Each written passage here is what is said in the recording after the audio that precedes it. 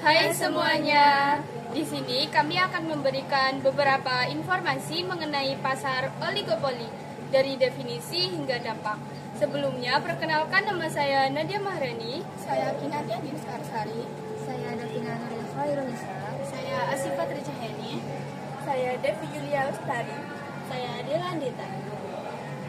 Yang pertama, mengenai definisi pasar oligopoli.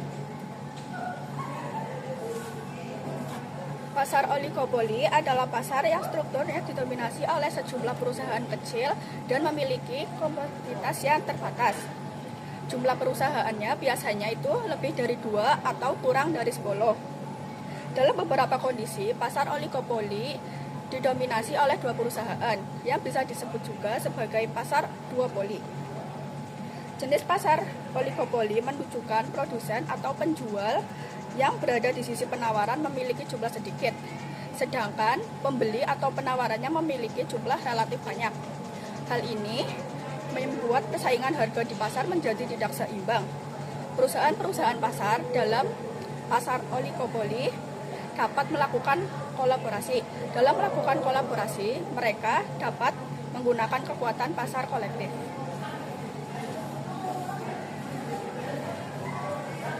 Selanjutnya adalah fungsi dari pasar oligopoli. Yang pertama adalah sebagai penentu standar kestabilan. Jadi karena produsen dari pasar oligopoli sedikit, mereka berlomba-lomba untuk memberikan fitur dan layanan terbaik agar tidak ditinggal oleh pelanggan. Yang kedua adalah sebagai penjaga kestabilan harga, yang dimana para perusahaan berusaha untuk tidak menurunkan atau menaikkan harga secara ekstrim agar tidak terjadi perselisihan antar perusahaan, yang dimana antara perusahaan melakukan penilaian kepada perusahaan lain. Jika harga diturunkan secara signifikan, maka akan terjadi perang harga. Sedangkan jika harga dinaikkan secara ekstrim, maka pelanggan akan pergi dari perusahaan tersebut. Yang ketiga adalah sebagai riset dan teknologi. Namun, riset dan teknologi hanya dilakukan oleh perusahaan besar yang memiliki uang yang cukup. Biasanya riset teknologi baterai mobil atau teknologi pengembangan jaringan 5G. Dan terakhir adalah sebagai lapangan pekerjaan dengan skala yang besar. Biasanya perusahaan pasar oligopoli merupakan industri besar yang membutuhkan karyawan dalam jumlah yang besar, sehingga pasar oligopoli menyerap banyak karyawan dalam jumlah nasional. Selanjutnya ada jenis-jenis pasar oligopoli. Yang pertama ada pasar oligopoli murni atau homogen. Maksudnya adalah produk yang dipasarkan hanya satu macam tetapi variasinya banyak alias beragam. Selain itu memiliki ciri-ciri perbedaan harga tidak terlalu signifikan. Oligopoli murni juga ada kecenderungan berpatokan pada satu produsen. Yang kedua yaitu ada pasar oligopoli terdiferensiasi. Produsen tetap menjual produk homogen, tetapi persoalan harga tidak berpatokan kepada produsen yang lainnya, sehingga ada kemungkinan produsen tidak menaikkan harga sekalipun produsen lain harga produknya tetap meningkat. Yang ketiga yaitu ada pasar oligopoli non kolusi, yang dimana memainkan harga pasar, tetapi dengan membaca perkembangan produsen yang lainnya sehingga sebagai pesaing usaha. Tujuan produsen mandiri semacam inilah yang mengakses harga yang mengakses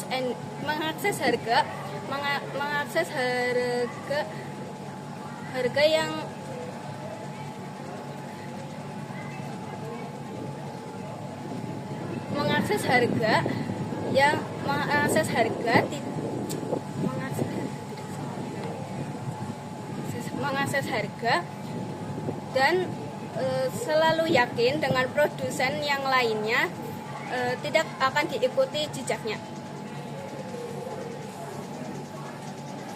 Kemudian ada contoh pasar oligopoli, diantaranya dalam berbagai industri. Yang pertama, industri komunikatif. Industri komunikatif ini merancang mengenai jaringan internet yang didominasi oleh beberapa operator besar, diantaranya ada Telkomsel, XL Axiata, dan Indosat. Kemudian ada industri rokok. Di industri rokok ini juga dikuasai oleh beberapa produsen besar, diantaranya ada Sampurna, jarum, dan surya. Kemudian ada industri otomotif. Industri otomotif ini merancang mengenai kendaraan dalam bentuk mobil maupun motor dengan perusahaan besar yang mendominasi seperti Suzuki, Toyota, Honda, dan Mitsubishi. Kemudian ada industri mie instan. Industri mie instan di Indonesia memiliki banyak sekali produsen yang memproduksi hal ini. Namun hal ini dikuasai oleh beberapa produsen, diantaranya Indofood yang memproduksi Indomie dan Wings Food yang memproduksi mie sedap. Kemudian ada industri maskapai penerbangan. Di Indonesia memiliki banyak industri dalam hal ini, namun yang mendominasi adalah Garuda Indonesia dan Lion Air. Lalu ada dampak positif dalam pasar oligopoli. Yang pertama, meningkatnya produktivitas dan efisiensi. Dalam pasar oligopoli, jumlah perusahaan tergolong berskala besar. Mereka cenderung menggunakan teknologi modern dan sistem produksi agar lebih mudah, cepat, dan hemat. Lalu yang kedua ada meningkatkan inovasi dan diversifikasi, yaitu persaingan mendorong atau menciptakan produk baru atau variasi produk seperti fitur baru, desain yang berbeda, dan kualitas yang lebih baik lagi. Lalu yang ketiga ada meningkatkan kualitas dan pelayanan. Perusahaan ini berlomba untuk meningkatkan kualitas yang lebih baik serta memberikan pelayanan yang lebih cepat dan memberikan jaminan seperti garansi agar konsumen lebih puas.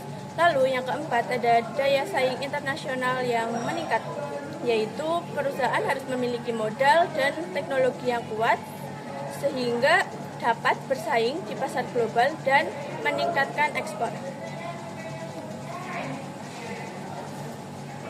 Pasar oligopoli juga memiliki dampak negatifnya, yaitu harga cenderung lebih mahal karena persaingan yang terbatas membuat perusahaan besar berkuasa dan memutuskan harganya untuk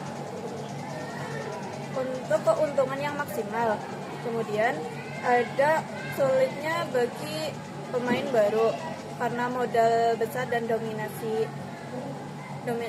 merek yang sudah ada membuat perusahaan kecil atau baru kesulitan untuk masuk ataupun bersaing. Kemudian kesenjangan ekonomi karena keuntungan pasar yang berputar di segelintir perusahaan besar saja membuat kekayaan tidak terdistribusikan secara menyeluruh. Kemudian pemborosan biaya. Biasanya perusahaan-perusahaan besar akan mengeluarkan uang yang banyak untuk membuat iklan ataupun promosi hanya agar tidak kehilangan penjual. Kemudian yang terakhir, adanya resiko kolusi. Biasanya ada celah antara perusahaan besar untuk saling bekerja sama dalam mengatur harga dan yang pada akhirnya akan merugikan konsumen. Demikian informasi yang kami sampaikan. Kami harap informasi ini dapat bermanfaat buat kalian semua. Terima kasih, sekian dari kami. Bye-bye.